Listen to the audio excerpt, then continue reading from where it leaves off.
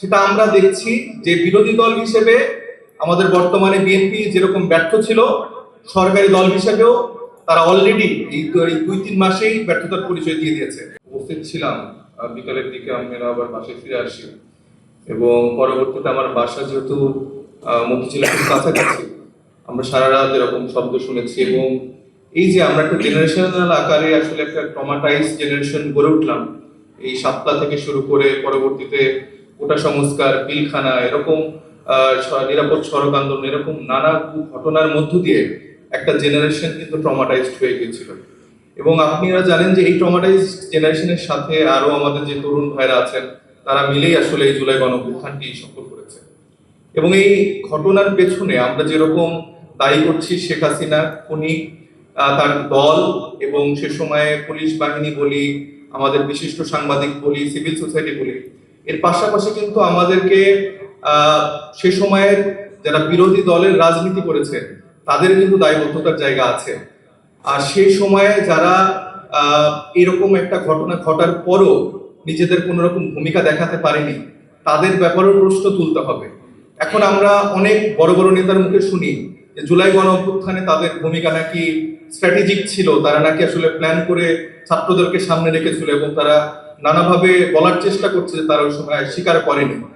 দেখবেন যদি শাপলা সে সময় সফল হতো, তখন এই বর্তমানে যারা সরকারে আছে তারা তখন আবার দাবি করতো এটাও তাদের স্ট্র্যাটেজিক্যাল একটা মুভ ছিল, যেখানে তারা আমাদের আলেম ওলামা বা আমাদের মাদ্রাসার শিক্ষার্থীদেরকে সামনে রেখে সরকার পতন করেছে।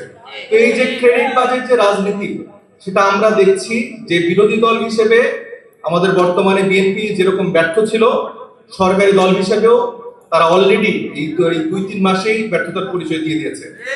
এবং তাদের যে ইন্টেনশন গুলো আপনারা যদি দেখেন, সে সময় হাসিনা যেরকম পুলিশ বাহিনীকে ব্যবহার করেছে, দলীয় পুলিশ বাহিনীকে যেরকম করে ব্যবহার করেছে, যেভাবে হারুনরা বলেছে আমরা দীর্ঘদিন ধরে বঞ্চিত ছিলাম, আমরা দীর্ঘদিন ধরে আসলে পদ পাইনি, ওএসডি করে রাখা হয়েছিল, এবং হাসিনার আমলে তারা দলের দায়বদ্ধতার জায়গা থেকে দলদাস হয়ে যেভাবে সাধারণ মানুষের উপর গুলি চালিয়েছে এবং প্রত্যেকটা ইনসিডেন্টে তারা যেই ভূমিকা পালন করেছে, আমরা আবার নতুন করে দেখছি যে পুলিশ সংস্কার না করে বরঞ্চ গতকালকে আমরা দেখলাম যেখানে আমাদের প্রধানমন্ত্রী তারেক রহমান সাহেব বললেন যে পুলিশকে তার দলীয়করণ করা হবে না, কিন্তু সেখানেই একজন পুলিশ বললেন যে তিনি কিভাবে ছোট থেকে জাতীয়তাবাদ আদর্শে বড় হয়েছে এবং পুলিশে থাকাকালীন তার যে জাতীয়তাবাদের দর্শন, যে ধারণ, সেই জায়গা থেকে তাকে পদবঞ্চিত করা হয়েছে।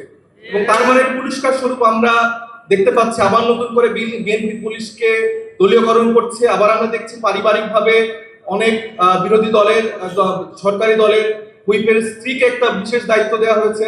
এরকম নানাভাবে আমরা দেখছি পুলিশকে আবার নতুন করে দলীয়করণ করা হচ্ছে। তো বিএনপির জায়গা থেকে তারা নতুন করে আবার বিভিন্ন ইস্যুতে এড়িয়ে যাচ্ছে। যেরকম আমাদের সীমান্তে 2 জন ভাই হত্যা হলো, এই বিষয়ে এখনো আমরা দেখলাম না সরকারের এরকম কোনো স্টেটমেন্ট তারা দিয়েছে। তো তাদের যে ভূমিকা, তারা কি নতুন করে আবার একটা আওয়ামী লীগ হতে যাচ্ছে কিনা, সেটা কিন্তু এখন অনেকটাই স্পষ্ট। তো